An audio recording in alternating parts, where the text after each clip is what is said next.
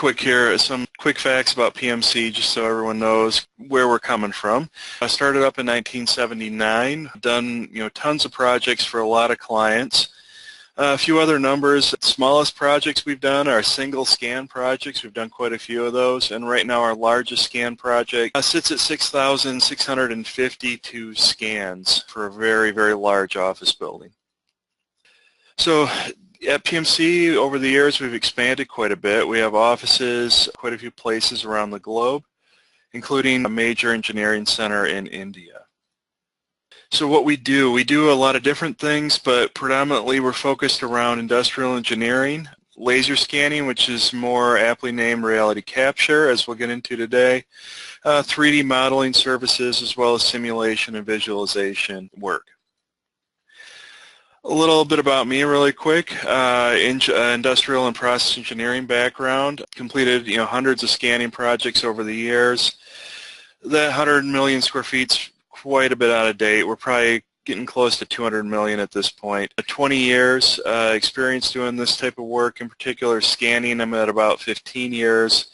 And outside of here, I am a coach of a high school robotics team.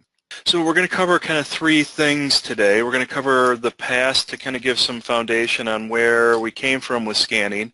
It's important to understand that. The present, kind of where we're at today and what we're doing with the technology today, and then what we think the future is going to hold. What we're looking into right now, some of this is things we're actually doing today, but not in a production sense. So we'll get right into the past. The past, right, it was not great. Massive, massive equipment, tons of weight, very, very slow. It's almost amazing that some of these projects even got financed back in the day. So we look at it, we can sort of break this up into 4 different generations of equipment. Again, this is based on equipment, not necessarily the software. We have kind of the first generation that debuted around 97, and these really seemed like science experiments at the time. They were huge equipment, didn't function great, but you could accomplish some things with it. Around 2002, we started to see the second generation of equipment roll out. These were better, still difficult to use, still in the most case very heavy and slow. Then around really 2007, we saw stuff that we're a little more familiar with today start to come out. And then 2009 is really where we're at today. Not a lot has changed in the last 8 or so years. We've seen really marginal improvements, important but marginal, and we'll go over some of those. And then kind of discussion on maybe what could be in the 5th generation. So we're really going to skip over the first generation because, like I said, there's really not a lot to talk about in there. We did a few projects with it, difficult and a slow go, and then the second generation is where we actually started to do things that really had a positive impact on projects. So in this picture you can see this is the oldest data that I could find. I think this actually may predate second generation. It was done with a Cyrax 2500, I believe right around 2001. And we were able to get some kind of as-built, CAD geometry out of this. In this last picture up on the screen over to your right, you can see really how close we had to be in order to capture the data back then. So, what do we do in these different generations? In phase 1, we just honestly said not too much. Phase 2, it's mostly used for doing as-builts, right? So capturing things that would have normally been done with a tape measure. Another kind of key standpoint in phase 2 is that large projects were often unsuccessful. This was usually because of computer hardware, less so than the actual scanners. Things would be delivered late. It was very difficult to process the volume of data that we were dealing with back then. And you did see the emergence of kind of the more experimental workflows of mixing point clouds with CAD work. Would start to emerge, but they were definitely in the experimental phase back then. So as we hit kind of the 3rd generation, of 06 really through 08, we start to see, I think what people would recognize today as similar workflows and outcomes. It just took a little longer to get the data we needed. So at PMC, we try to do everything based on real numbers, and we track metrics on all the work we do. And so what you're going to see in these slides as we go through these is not kind of estimates. These are actual numbers that were recorded from real projects. So back in 2008, in actual execution, we were getting a scan every 28 minutes or so, roughly. So that's one single setup of the scanner. From the time of that to the next setup was about 28 minutes. The other thing that really categorized this generation was really, really unpredictable times. And this carried over not just scan to scan, but on entire projects. It's very hard to estimate how long it would take on site to capture the data that was necessary. We saw just massive fluctuations in kind of data collection. And like I was saying, you'll start to see here in the third generation things that we would see today and are still used today. So this is things like brownfield project coordination. And over here on the left, you're seeing in fabrication level HVAC CAD data being intermixed with point clouds. This image was taken around 2007, I think. So obviously we were executing at that level back then, and the only thing that's really changed in that today is that we can do this work faster and more reliably. And more and more of the construction sub-consultants are also working in 3D, which really facilitates this work. Back then we were also doing kind of web accessible data. Back then really the only option was like a TrueViews. And we were able to even mix in CAD data. So what you're seeing over here on the right is a dropped ceiling framework mixed on top of the laser scan data, and this data was preserved for ongoing facility management in a hospital. So also in third gen, we start to see really the first successful large-scale projects be completed. So over here on the left, what you're looking at is about 1 million square feet of production area and an assembly plant. These projects, again, in the third gen, start to come in on budget and on time. Then over on the right, you're seeing kind of the integration, the starting of integration of point cloud data into actual construction documents. In particular, you'd see a lot of this in demo drawings at this time. Today it's gotten a little more sophisticated. We're integrating a lot more of that point cloud data straight into the construction documents without the need to create models. We also see historic detailing. The amount of information we're collecting is growing exponentially at this point, and we're able to really reverse engineer buildings and structures with a lot higher level of detail, as well as really the compute power necessary to process the data and work on it in a meaningful way. We also, in the third generation, for the first time, start to see what we call as non-traditional deliverables. So this would be something outside of traditional measurement data or CAD data. So in this case, we're looking at a heat map of floor elevation deviation, but we also would see actual heat maps of thermal imaging start to merge with scanning in the third generation. So that we're going to jump really into the present of where we are today. And in this generation, we really saw scanning come into its own, and we really saw transformation in how easy it was to execute these projects, especially in timing and cost. So again, back to the same numbers, with really kind of this fourth generation collapse in the amount of time it took to do scans. All right, so we see really, really large-scale reductions in the amount of time it's taking us to capture data. And at the same time, what's really not shown on here is we're also greatly increasing the number of points that we're collecting and the sharpness of the data that we're collecting. So we also see really a stabilization in the time it's taking us to scan. And this is very important from a project execution standpoint. We really want to see this nice smooth line that we really started seeing in 2015 here internally, that it really smooths out. We can now very accurately predict how much time we need in a facility This becomes incredibly important on time-sensitive things, such as an occupied hospital or a manufacturing plant, where we have very limited windows of time to get in and do our work, and we need to predict the time we're going to be in there very accurately. So we also see, obviously, as you would expect, a very large increase in the number of scans we're getting per day.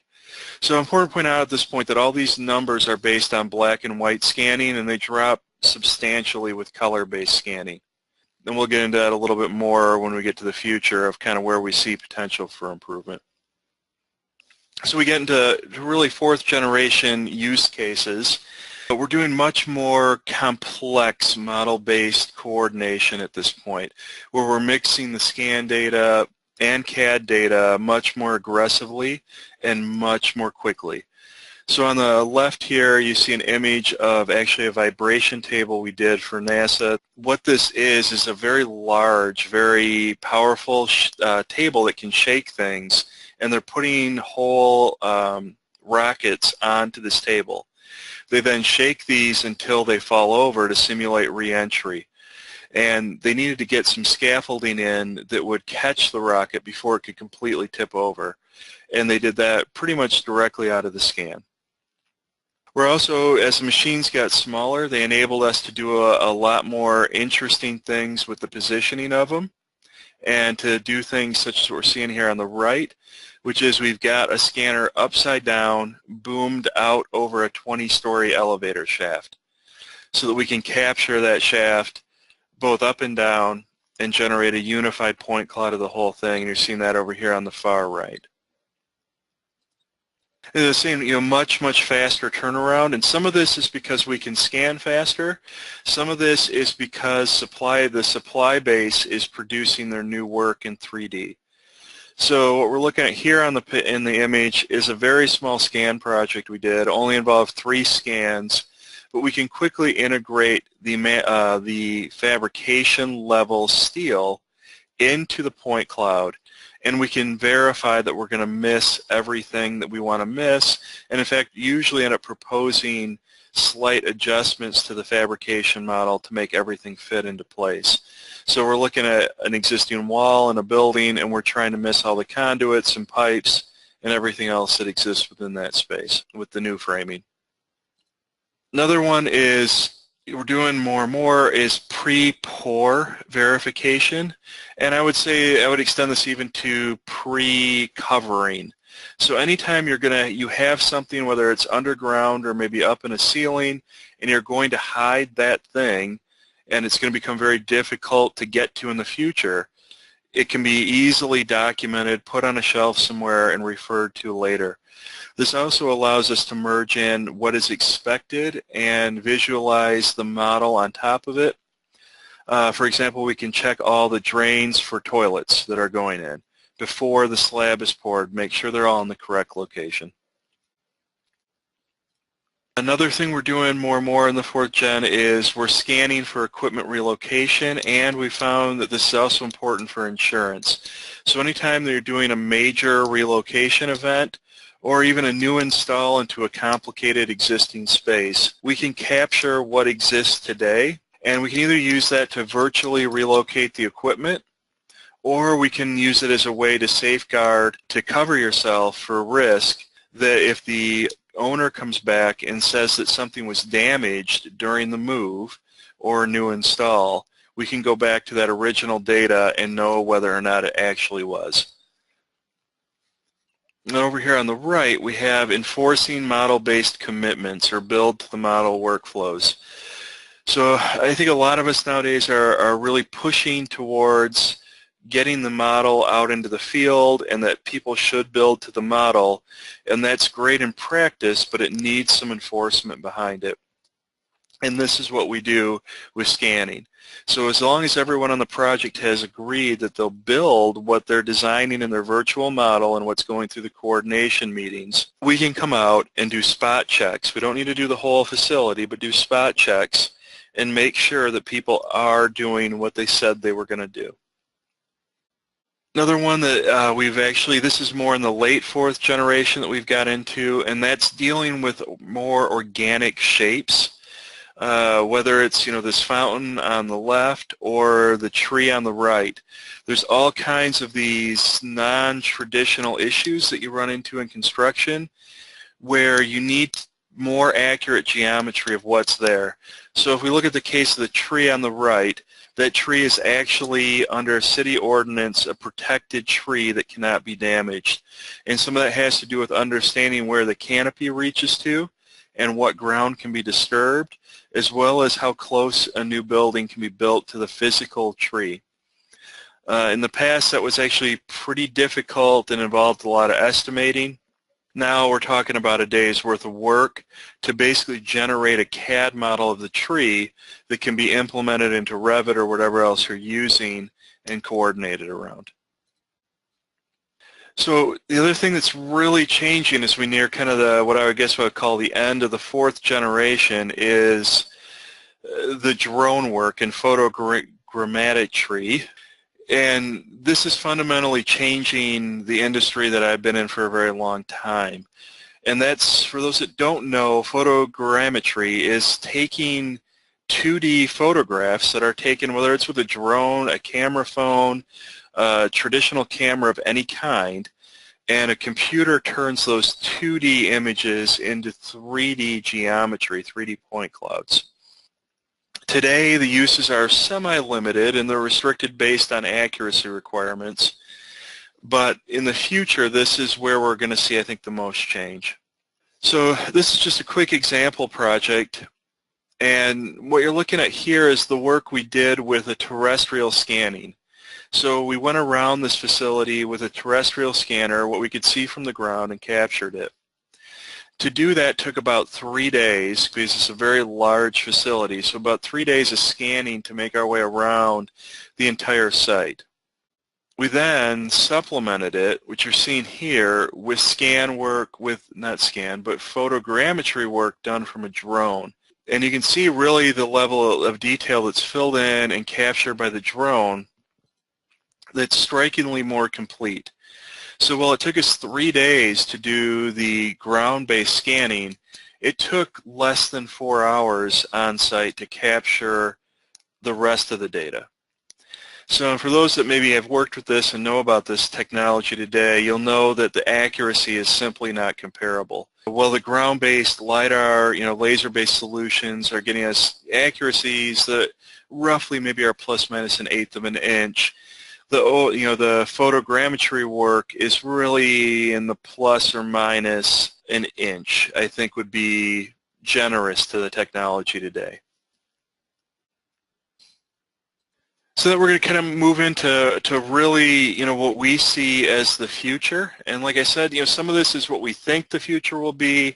Some of this are, we're going to talk about some software and things we're actually testing today that do this. We're just not comfortable enough yet to roll it out onto production projects because we simply can't promise the deliverable yet and guarantee it's going to work. So, with that, I think some of you may recognize the little tiny scanner on the left. This is a BLK 360. Interesting piece of hardware that's come out recently. This thing's about twice the size of a coffee cup, and it is an effective 3D laser scanner. It's really not comparable at this point to some of the larger units, but it can work, and its power is in how small it is and how quick it runs. And this really goes to show that we think there is some room to improve. I think units this size over the next few years will become comparable, if not better, than the larger scanners today. So there is some room. I think there's limited room to improve on speed. So we really think most of the improvements moving forward are really going to come from the software and computer side, not from the hardware side. And to kind of back that up, these are our projected numbers of where we think in 2018 plus we're going to get to on, really scan to scan time. We expect to see some marginal improvements, but not a ton. So, and a lot of those are really going to come from improvements and efficiencies in workflows over the scanner itself. What we're seeing today is for scanners to really run faster it's because they're lowering the quality of the content coming out of the scanner. So whether that's in the photos the scanner are taking, they're taking substantially fewer scanners or fewer photos. So there's maybe some room to improve, but not a ton. So where we really see the future going, at some point in the next 10 years, I would suspect laser scanners will essentially become very specialized tools for particular types of work. The majority of the work that we do today with laser scanners will be replaced by photogrammetry. The reason for that is that this technology has no theoretical upper limit. The more photos you take, the higher resolution of the photos, the better your results could be if you have the computer power to process that many photographs. So in the image we're looking at today, all those little green icons are an individual photograph, and this can produce decent results. And this is really sort of the limits maybe of what a computer today can handle. In the future, we're going to see this number increase 100-fold or more, in which case you're going to start to see extremely accurate results out of these photo-based technologies. The other thing that we think we're going to start to see is, right now we're already seeing this, which is a substantial increase in the use of IR, infrared capture, combined with traditional capture. And you've been able to do this on scanners. I think this might go all the way back to second generation stuff. But it's very costly and very time consuming. This becomes a very different cost-benefit analysis when it's thrown on a drone. And the camera you throw on a drone only costs $500, and it can quickly be turned into 3D dimensional data. We also think we're going to start to see other types of data captured as well. So anything you can sense, we think we will start to see show up on drones and other handheld sensing devices.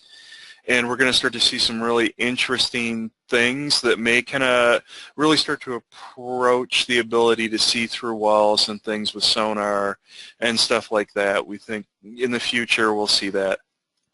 We also are already seeing some really big improvements in software, and some of this is related, actually a lot of this is related to machine learning and the ability for computers to start to learn what makes up our real world and then adapt those quickly by matching 3D geometry to the points. Some neat stuff coming out of a company making Verity, which is a construction verification software that today is really able to match up scan data and structural members very quickly and effectively and give you a deviation report based on whether or not these items are installed where they were supposed to be installed. We're also seeing routing of MEP systems automatically through the point cloud. So in the software that we've been using today, we're seeing where you plug in dimensions or requirements, design requirements for the system, and the software will find a route through a point cloud.